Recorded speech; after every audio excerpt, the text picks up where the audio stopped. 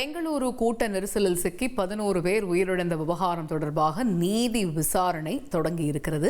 பெங்களூரு மாவட்ட ஆட்சியர் ஜெகதீஷ் தலைமையிலான குழு இந்த விசாரணையை துவக்கி இருப்பதாக தகவல் வெளியாகி இருக்கிறது. முழு விவரங்களையும் அறிவோம். செய்தியாளர் பாரதி இணைகிறார். பாரதி, இப்ப நீதி விசாரணை இந்த சம்பவம் தொடர்பாக தொடங்கி இருப்பதாக அறிகிறோம். முதற்கட்ட விசாரணை எந்த பகுதியிலிருந்து ஆரம்பிக்க இருக்குது? என்னென்ன கோணங்கள்ல இந்த விசாரணை நடத்தப்பட இருக்கு? கண்டிப்பாக இந்த நேற்று அந்த 11 பேர் உயிரிழந்த பிறகு உடனடியாக அரசு சார்பில் நீதி விசாரணை அறிவிக்கப்பட்டது. அது மட்டுமல்ல, மாவட்ட ஆட்சியர் ஜெகதீஷ் தலைமையில் நீதி விசாரணை இன்று தொடங்கியது. மாவட்ட ஆட்சியர் இன்று சம்பவம் நடந்த இடமான சின்னசாமி மைதானம் முழுவதையும் எங்கெல்லாம் உயிரிழப்புகள் காயங்கள் ஏற்பட்டதோ, அந்த கூட்ட நெரிசல் ஏற்பட்டதோ அந்த பகுதிகளை எல்லாம் ஆய்வு செய்திருக்கிறார். அதன் பின்னர் செய்தியாளர்களிடம் பேசும்போது இது மேலோட்டமாக பார்க்கும்போது பாதுகாப்பு குறைபாடு இருப்பதாக தெரிகிறது. இருப்பினும் நான் முழுமையான விசாரணை நடத்த வேண்டும் என்றால் பொதுவாக கூறிவிட முடியாது.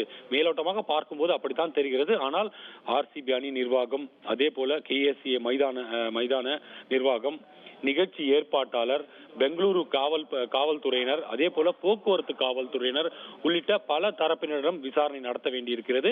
இவர்கள் எல்லாம் முறையான பாதுகாப்பு ஏற்பாடுகளை செய்திருந்தார்களா, குறிப்பாக KSCA நிர்வாக ஊழியர்களிடம் கூட விசாரணை நடத்தப் போவதாக அவர் அறிவித்திருக்கிறார். அது மட்டுமல்ல, சம்பவத்தை நேரில் பார்த்தவர்கள் யாராவது இருந்தால் தாமாக முன்வந்து கூட தன் முன் ஆஜராகி அவர்கள் கருத்துக்களை தெரிவிக்கலாம், அவர் பார்த்த அந்த அவர்களின் அறிக்கைகளை சமர்ப்பிக்கலாம் என்று கூறியிருக்கிறார். எழுத்துப்பூர்வமாக நேரடியாக வர முடியாவிட்டால் கூட எழுத்துப்பூர்வமாக சமர்ப்பிக்கலாம் என்று கூட தெரிவித்திருக்கிறார்.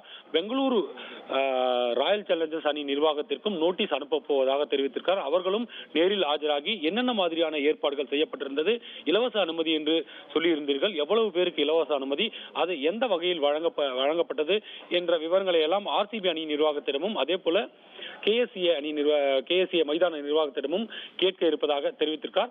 முறையான நோட்டீஸ் இன்று மாலை அவர்களுக்கு கிடைக்கும். நோட்டீஸ் கிடைத்த 7 நாட்களில் அவர்கள் பதிலளிக்க வேண்டும். அதன்படி பார்த்தால் வரும் 13ஆம் தேதி அவர்கள் நேரில் ஆஜராகி விளக்கம் அளிக்க வாய்ப்பு இருப்பதாக அவர் தெரிவித்திருக்கார். 13ஆம் தேதி வரை அவர்களுக்கு கால அவகாசம் இருக்கிறது. ஒருவேளை நேரில் ஆஜராகிவிட்டால் மீண்டும் நோட்டீஸ் அனுப்புவோம் என்று அவர் தெரிவித்திருக்கார். தொடர்ந்து இந்த பாதிப்பு பகுதிகள் மைதானம் மட்டுமல்லாது விதான சௌதா பகுதிக்கும் அவர் செல்ல இருக்கிறார். அங்கு பெரிய அளவில் எந்த பிரச்சனையும் இல்லை என்றாலும் கூட அங்கிருந்துதான் இந்த கூட்ட நெரிசல் விவகாரமானது தொடங்கியது என்பதால் அந்த பகுதிகளையும் நீதி விசாரணை குழுவின் தலைவர் ஜெகதீஷ் அவர்கள் மேற்கொண்டிருக்கிறார். தொடர்ந்து நாளை கூட மைதானத்தின் பல பகுதிகளை, இன்று வெளியே உள்ள அந்த சம்பவம் நடந்த இடங்களை எல்லாம் நேரடியாக பார்த்து ஆய்வு செய்தார். நாளை உள்ளே எத்தனை பேர் இருந்தார்கள், தொழில்நுட்ப ரீதியான ஆதாரங்கள், உதாரணத்துக்கு ஒரு வீடியோ, RCB அந்த கொண்டாட்டத்தின் வீடியோ ஆகிய விஷயங்களை வைத்து நாளை விசாரணை நடத்த இருக்கிறார். தகவல்களுக்கு நன்றி பாரதி. செய்திகளை உடனுக்குடன் தெரிந்து கொள்ள உடனே சப்ஸ்கிரைப் பண்ணுங்க.